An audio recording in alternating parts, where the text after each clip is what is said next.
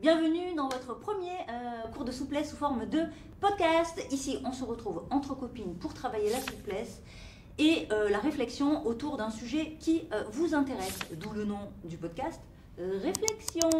Pour ceux qui ne souhaitent pas faire la souplesse, restez avec moi. On va mettre en lumière des concepts et on va réfléchir ensemble sur des points intéressants. Pour celles qui font la souplesse, mon objectif principal, c'est de vous tenir compagnie pour que vous puissiez faire la souplesse à la maison de manière un petit peu plus régulière et entre copines pour ainsi dire.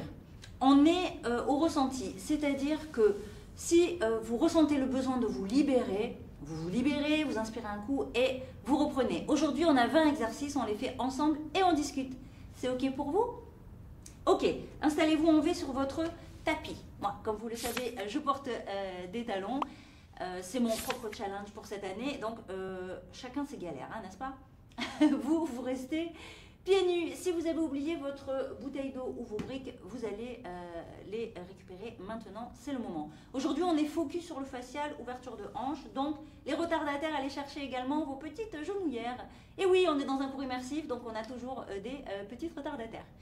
Ok, allez les filles, on vous attend. Nous, on démarre juste tranquillement l'échauffement des poignets. Pour l'échauffement des poignets, on colle les paumes de main. On fait des petits ronds dans un sens, puis dans l'autre. On va faire des vagues d'un côté, vous cassez bien le poignet, puis de l'autre. Et vous choisissez le mouvement et le rythme qui vous convient le mieux, n'est-ce pas? Bon, on y va? Alors, sur Instagram, j'ai fait un sondage. Et je vous ai demandé quel podcast vous souhaitiez que je diffuse en premier. Et vous avez choisi à 46% la confiance en soi. C'est donc le sujet du jour. Je vous ai demandé si vous aviez confiance en vous et environ 39% des femmes ont répondu oui, contre 61% non. Et pour les hommes, c'était pratiquement 76% contre 24%. Bon les filles, ce sondage, faut qu'on en parle. Pour l'instant, on va faire 2 ronds de tête. Donc vous allez faire 2 ronds de tête. Donc on va démarrer sur 2 ronds de tête à droite, puis 2 ronds de tête à gauche. Ce moment d'échauffement est le moment et l'occasion pour vous de voir si vous ressentez des tensions quelque part et auquel cas vous respectez votre forme du jour. On place les mains sur les épaules. On va dessiner des grands cercles vers le haut, puis vers l'arrière, dans un sens, puis dans l'autre, et vous alternez au ressenti, exactement. Bon les filles, on est 6 sur 10 à ne pas avoir confiance en nous. Entre nous, c'est beaucoup. Et la question qui se pose, c'est pourquoi? Pourquoi on n'a pas confiance en nous? Pourquoi on ne se sent pas à la hauteur? Alors, je vous ai demandé sur Insta. Oui, j'adore les sondages. Je vous ai demandé ce qui était pour vous le manque de confiance en soi. Et par rapport à vos réponses, on voit bien qu'il y a une forme d'injonction, une forme de pression sociale, je trouve. Donc, aujourd'hui, il y a matière à discuter. Mais avant, placez vos mains là, sur le haut des cuisses et on va faire rouler les adducteurs, mais on va alterner. Donc, vous allez transférer le poids du corps sur votre droite. Votre fesse gauche est décollée du tapis et on ferme, on ouvre sa hanche. D'accord? Et avec son gros orteil, on touche le tapis. Oui, exactement. C'est bon pour vous? Bon, allez, on y va. Donc on est 6 femmes sur 10 à manquer de confiance en nous. Alors, pourquoi? Pourquoi? Alors, premier point. Moi, je pense que c'est la remise en question de sa propre valeur. Par exemple, tu prépares un entretien, d'accord? Depuis 2 semaines, tout est juste parfait. Et quand on te demande tes prétentions de salaire, qu'est-ce que tu fais? C'est la panique.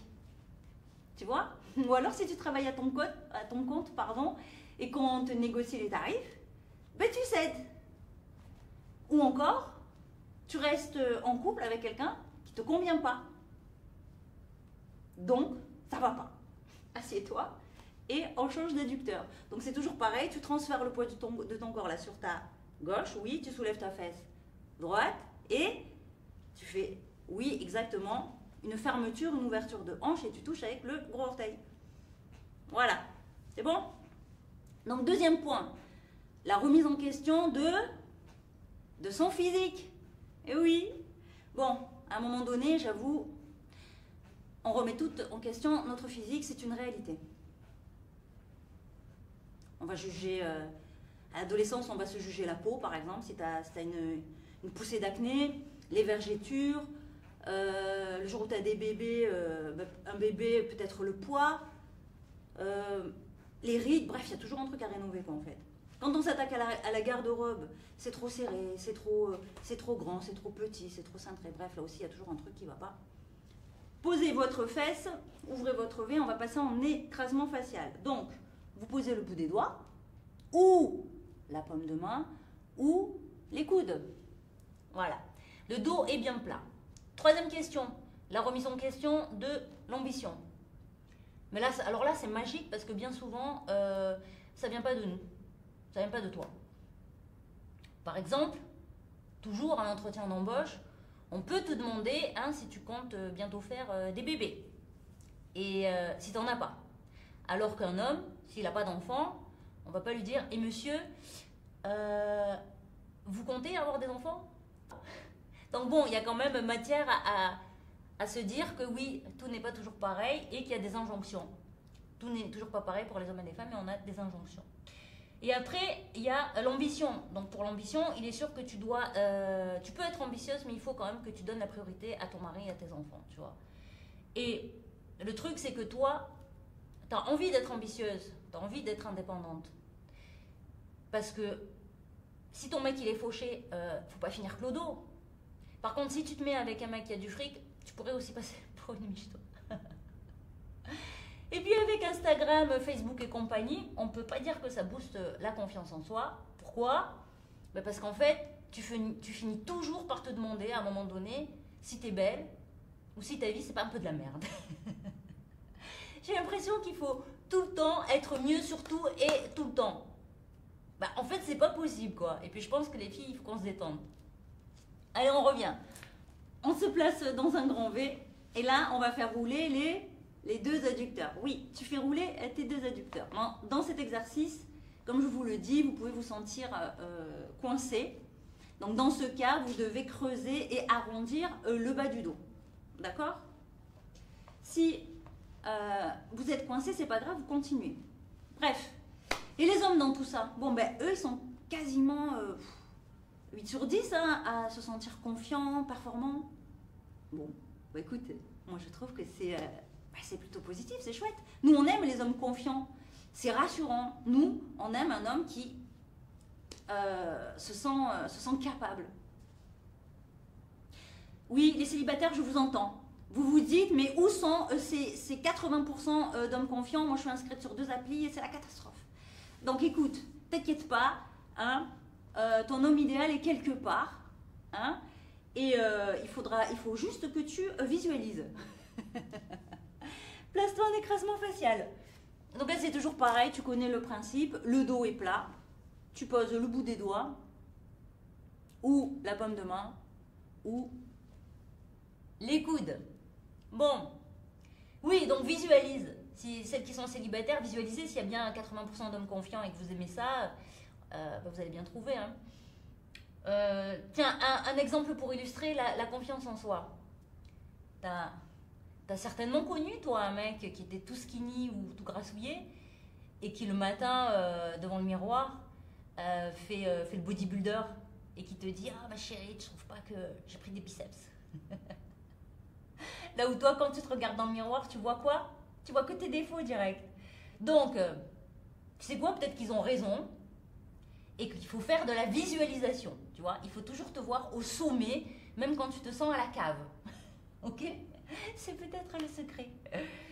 Bon, je rigole. Les filles, la vraie question, le plus important, c'est au final ce qu'il y a au fond de toi. Ce que tu penses de toi. Le doute, c'est normal, mais si tu l'alimentes, c'est terrible au final, parce que plus tu doutes, moins tu agis, plus tu doutes, Mais en pratique, la confiance en soi, ça vient après l'action et pas avant. Donc, ça veut dire que tu passes obligatoirement par quoi? Par l'étape appréhension. C'est normal de ressentir certaines craintes. Donc, si tu attends d'avoir confiance en toi pour faire les choses, mais tu vas moisir. Non? Parce qu'on a dit que c'est en faisant les choses qu'on prend confiance en soi.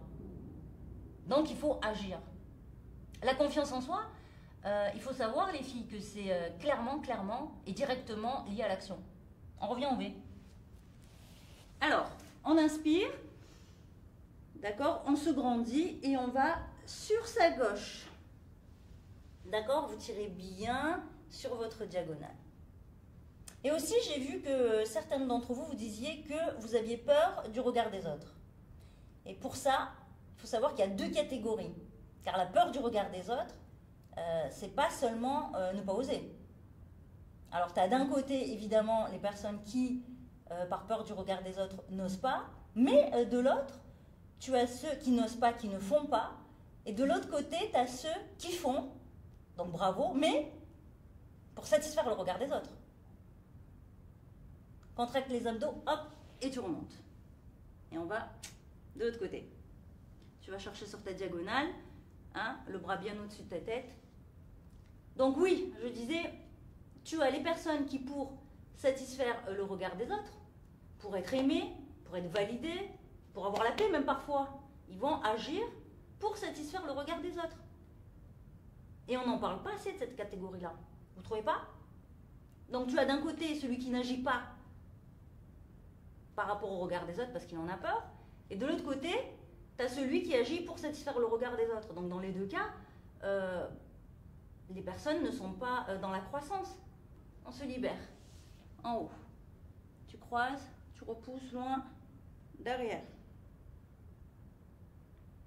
Tu restes. Et tu te places en V.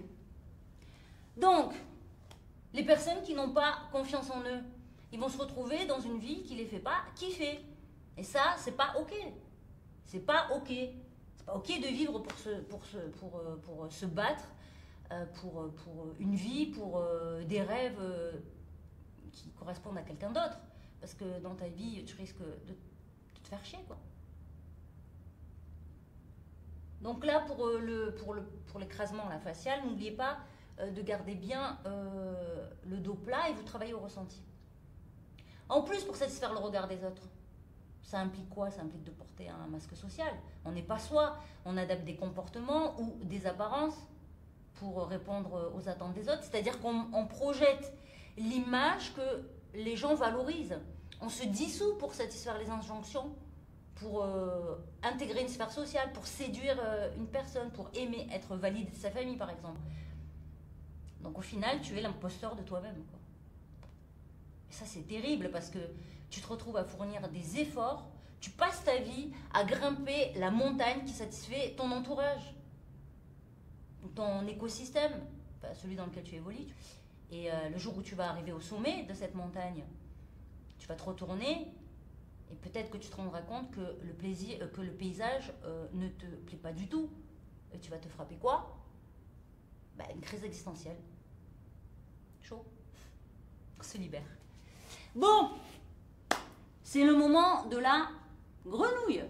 On contracte ses cuisses, on ramène. Contracter, sinon ça fait mal. Et là, on va se placer sur les genoux. On pose les mains. Puis on ouvre ses genoux loin vers l'extérieur. Vers les côtés, pardon. Sur les côtés. Pied flex, tu as les genoux dans le prolongement des chevilles. Ou les chevilles dans les prolongements des genoux. Ok, allez, pousse tes fesses vers l'arrière. Comment on pourrait faire pour savoir si on est dans la vie qu'on aime bien? Alors, imagine que tu as une santé olympique, tu es blindé, tous tes proches vont bien, donc on enlève toutes les frictions, hein, d'accord? Qu'est-ce que tu ferais? Qu'est-ce que tu ferais si on enlève toutes les frictions? Bon, si tu te dis que tu quittes ton taf là tout de suite, ça veut dire que ton taf nourrit pas tes besoins. Si tu es en couple et que tu penses à ton ex, ou que tu as une autre personne dans la tête, à mon avis, c'est que la personne avec qui tu es, c'est peut-être pas la bonne personne. Et si tu constates que tu penses à ton ex et que tu as envie de quitter ton taf et sur le champ, voilà, tu es un peu dans la merde. Non? Bah si, parce que là concrètement, t'as pas gagné au loto. Donc, bref, en gros, si ta vie elle te convient pas, il faut que déjà il faut que tu définisses ce que tu veux déjà.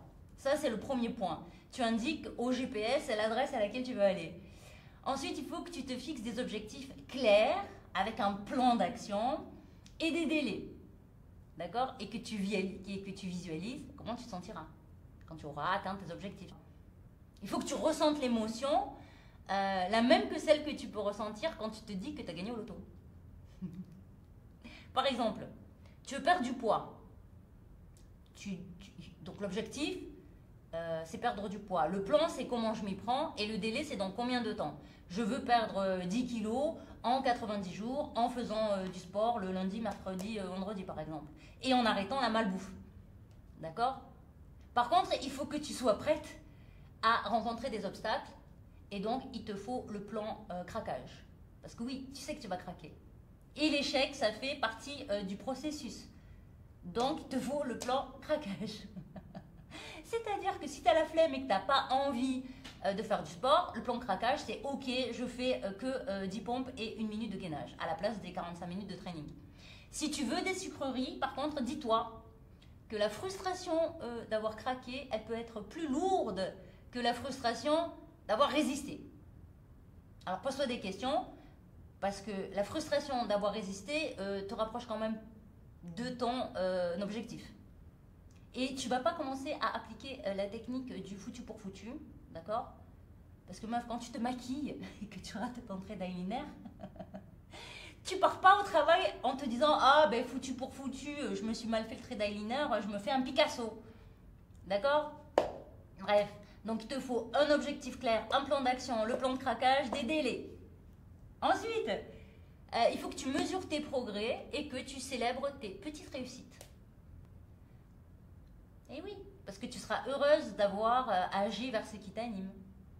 Et c'est ce qui va t'aider à prendre confiance en toi. Parce que souvent, on pense que la confiance en soi, c'est ce qu'il y a au fond de nous. Mais ce qu'il y a au fond de nous, c'est l'estime de soi. Je ne vous ai pas oublié, on reste en grenouille encore. Et la confiance en soi, c'est quoi? C'est l'expression du niveau d'estime de soi. On mesure la confiance en soi de quelqu'un par rapport à l'estime de lui-même, ce qu'il a au fond de lui. Par exemple, prenons un arbre. Il a des racines bien profondes, enfouies qu'on ne voit pas. Ça, c'est l'estime de toi. Et l'arbre, le tronc, les branches, les feuilles, les fruits éventuellement, ça, c'est la confiance en soi. Ok? Et c'est ce qui est visible. Bon, on passe par la demi-grenouille et on va seulement tendre la jambe gauche. Allez, hop. Donc là, tu vas sur tes genoux et tu tends ta jambe. Ok? Donc tu alignes. C'est bon pour toi? Tu as tes chevilles dans le prolongement genou-hanche. C'est bon? Donc un arbre avec un tronc imposant, des branches bien déployées et tout feuillu. On a l'impression qu'il est fort. Mais s'il a des racines faibles ou fragilisées, il suffira d'un gros mistral pour le déraciner. Donc celui qui se concentre sur ses racines, eh ben, il peut pousser bien haut, bien fort. Et ne me parlez pas d'un bonsaï. Hein. Autrement dit, les filles, il faut se concentrer sur le travail de quoi? De ses racines intérieures, oui. Bon, mais pour continuer sur la métaphore, on peut dire que l'arbre se nourrit. Il se nourrit de quoi? D'eau, de nutriments, de soleil. Eh bien, l'estime de toi, c'est pareil. Il faut que tu la nourrisses. On change de grenouille. Posez le genou. Ramenez votre talon dans le prolongement. Et on tend l'autre jambe. Ça va? Si c'est trop dur, vous vous libérez. Hein? D'accord? Bon. À mon avis, comme la jambe là, c'est en faisant ce qui est aligné à nos valeurs qui va nous rendre heureux. ce qui nous rend content d'être meilleur, ce qui nous fait progresser. D'accord? Ce sont nos réussites alignées avec nos valeurs qui vont nous nourrir. D'accord? On répond à nos propres besoins, on est nourri de l'intérieur. Et comment on pourrait définir l'estime de toi, tiens? Alors on va reprendre les termes, ce serait une estimation de soi-même. Donc comment tu t'estimes toi, tiens? Quelle note tu te mets? Sur une échelle de 1 à 10, tu te mets combien toi, tiens? C'est intéressant de se poser la question. Bon, on revient à la grenouille. Pose ton genou. Oh, oh mamma mia. Oh mamma mia, mamma mia. Cette grenouille, elle est terrible. On se rend pas compte, mais... On arrondit le bas du dos et on maintient sur 4 temps. Allez, courage les filles. On arrondit. Ah. Ça va? Qu'est-ce qu'il ne faut pas faire pour avoir des beaux V, des beaux cercles Thomas? Entre autres. On relâche. Et on pousse les fesses vers l'arrière. Oh. Ça va? Bon. Reprenons notre petite conversation. Alors, tu as réfléchi, tu t'es mis combien, toi? Sur une échelle de 1 à 10, tu t'es mis combien? Bon, eh bien, la note, là, que tu te mets, c'est ce que tu penses aujourd'hui de toi par rapport à ton idéal. Et oui, tu mesures ton estime de toi par rapport à la manière que tu as de te juger. C'est-à-dire, est-ce que tu te dévalorises ou est-ce que tu te dénigres? C'est le jugement un petit peu mathématique, cette note, tu vois ce que je veux dire? On reste, celles qui ont mal, vous vous libérez. Ok? Et à côté de cette note, ajoutons une petite observation. Comme au lycée, comme à l'école, à l'époque, on avait on avait la note et la petite observation à côté. Genre 12 peut mieux faire. Donc, cette observation, elle reflète quoi? Elle reflète ton dialogue intérieur. Et oui, dans les moments difficiles, est-ce que tu es bienveillante? Ou est-ce que tu te dénigres avec toi-même? Dans les moments de réussite, est-ce que tu minimises tes réussites ou est-ce que tu es content de toi? C'est ça la question. Ça va? On reste un petit moment hein, sur la grenouille là. Vous sentez que vous travaillez bien? Allez, on se libère. Buvez un coup. Donc pour se libérer, on pose les nénés, talons fesses, on ramène genou contre genou. Oh, vous travaillez au ressenti les filles, d'accord? Donc quand vous sentez que c'est trop, eh bien vous vous libérez. Celles qui sont chaud patate, on se replace tout de suite. Et pour les autres, vous prenez le temps. Donc, on se place en demi-grenouille avec la jambe gauche. Bref, pour finir sur la définition de l'estime de soi. Plus tu te sens loin de ton idéal, plus tu te sens éloigné de ton idéal, plus l'échec te remettra en question sur ta valeur profonde. Aligne bien là tes articulations. A l'inverse, plus tu te sens proche de ton idéal, et plus l'échec te remettra en cause. Sur quoi? Non, sur ton manque de compétences et pas sur ta valeur, pas sur ton être profond. Je m'explique. Admettons, tu veux faire plaisir à ton chéri ou à ta chérie, tu veux lui faire des lasagnes, un tiramisu, et tu rates tout, c'est la catastrophe. Celui qui se sent éloigné de son idéal pourra dire « Non mais, je suis nulle en cuisine, vraiment, je suis une grosse merde. » Et celui qui se sent proche de son idéal dira plutôt « Bon, bah la prochaine fois, je suivrai une recette. » Alors, niveau estime de toi, si tu t'es donné une mauvaise note, comment faire? Si c'est trop dur, libérez-vous les filles. Donc, demande-toi déjà pourquoi tu t'es donné cette mauvaise note. Qu'est-ce qui ne te convient pas chez toi? Et pense à ton toi idéal. Cette version que tu voudrais être aujourd'hui.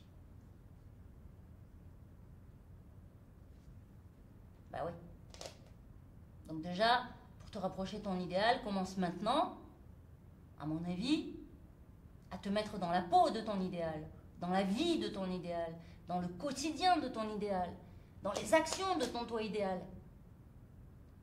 Mais de manière intelligente. Hein.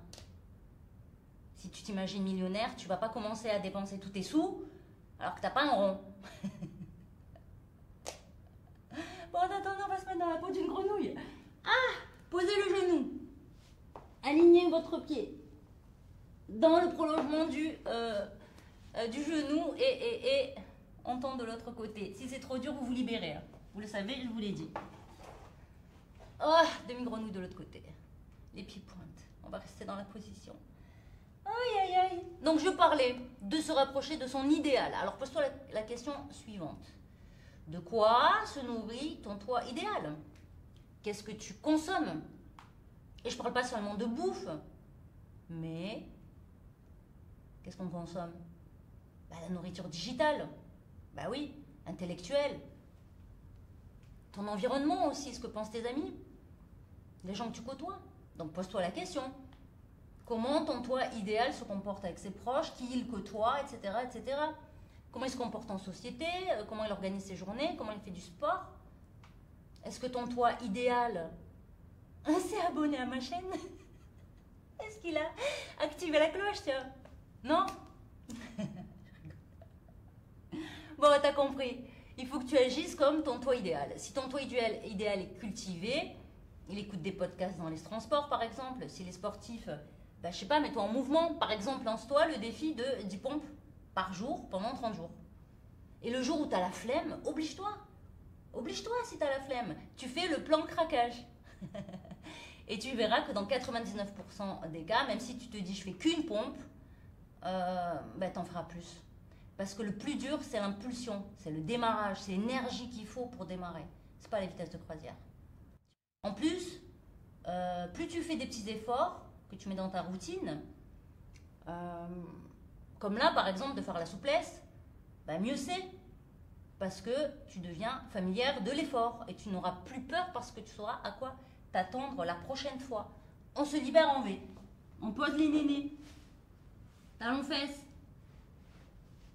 Oh, on est coincé. Oui, c'est normal. Ah, attention, hein, si tu as des douleurs particulières, tu te libères. T'as compris? C'est un cours un peu intensif en matière d'ouverture de hanche. On se replace, du coup, on a dit en V. Non, attendez, on va faire le petit automassage. D'accord? Je discute avec vous en attendant. Donc, tu seras familière de l'effort. Par exemple, regarde. Les abdos, le travail des cuisses à la salle. Ça brûle. C'est pas très agréable. Mais on finit par quoi? Par aimer le résultat attribué à cette douleur. Et oui, il faut savoir que même la répétition peut désensibiliser à la douleur. Par exemple, à la pole, certaines figures, au début t'as mal, t'en peux plus, tu supportes pas, tu te dis que tu vas jamais y arriver, mais tu réessais, t'es dans l'échec, tu réessais, t'es dans l'échec, puis il arrive un moment où non seulement tu arrives à tenir un peu ta figure, donc tu es fier de toi, et après t'es complètement désensibilisé. Pour revenir à la musculation, on va stresser ces muscles, on va les choquer, on va les solliciter de manière complètement inhabituelle ou plus intensément que d'habitude. Mais quand ton objectif c'est la croissance, c'est de devenir plus forte, d'augmenter ta force. D'ailleurs, tiens, pour augmenter ta force, qu'est-ce que tu fais pour augmenter ta force, tiens? On va jusqu'où? On va jusqu'où pour prendre de la force? On va jusqu'à l'échec. Et oui, on va jusqu'à l'échec, on recommence, puis on va jusqu'à l'échec, on recommence, jusqu'au moment où on devient plus fort. Ton entraînement permet de travailler non seulement le mental, mais aussi la croissance, la résistance face à l'échec, ta résistance face à l'adversité. Et toutes ces actions-là que tu vas mener, c'est le repas de ton estime de toi. C'est la nourriture de ton estime de toi. Tu vois, on se demandait comment la nourrir. Ben voilà, c'est comme ça. Donc t'évites la diète. Bon, on a fini la pause, là j'ai trop parlé. On va se placer en V, les filles. Placez-vous en V. Et on va se grandir. On inspire et on va sur le côté. Bon, ça va? On contracte les abdos. Hop, et on change de côté. Tire bien sur ta diagonale. On se grandit là sur la diagonale. Et on revient. On repousse et on va loin derrière. Ça va bien?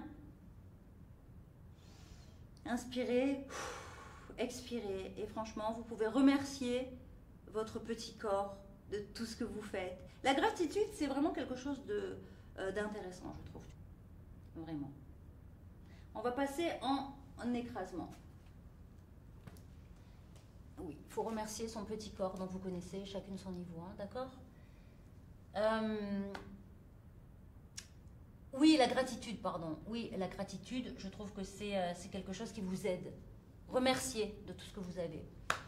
Donc, plus tu te prouveras plus tu mèneras des actions, moins tu laisseras tomber quand tu voudras quelque chose. Plus tu te sentiras forte. Et moins tu te sentiras déstabilisé par les injonctions de la société. Que ce soit sur le physique, sur la réussite professionnelle, comment est ta maison, comment tu éduques tes enfants, ton mari, bref. Tu feras ton chemin dans la direction que tu voudras, à la vitesse que tu voudras et avec les amis et l'entourage et l'écosystème que tu auras choisi. Donc pour finir, il faut travailler pour maintenir une bonne estime de toi. Tu comprends? Et pour te donner la force de te relever face aux épreuves de la vie. Si un jour tu te retrouves seul face à des responsabilités imprévues, par exemple maman solo, évidemment c'est pas du tout ce que je vous souhaite, hein, ou que tu fais faillite, tu vois, ton business il n'a pas fonctionné, eh ben, tu pourras te redresser plus vite parce que tu connaîtras ta valeur, tu ne te laisseras tout simplement pas abattre. Et à mon avis, il y a une autre question à se poser, c'est la question du soutien. Êtes-vous soutenu? Soutenez-vous les gens que vous appréciez aussi, puisque c'est bien d'avoir de la réciprocité et d'avoir des relations gagnant-gagnant. On se libère, on inspire, on relâche, on a fini les filles. On va au prochain épisode travailler son pourquoi brûlant, comment se redresser rapidement face à l'échec. On va voir le principe de l'effet ressort, comment on fait preuve d'adversité et de résistance les amis. Vous allez contracter au maximum les jambes, décoller les talons et vous ramener vos jambes. Vous fléchissez et vous pouvez vous féliciter. Dites-moi en commentaire si vous avez aimé le format de ce podcast. Quel est votre niveau de souplesse? Nous, on se retrouve à la prochaine vidéo qui pourra s'enchaîner parfaitement avec celle-là. Allez, bisous bisous!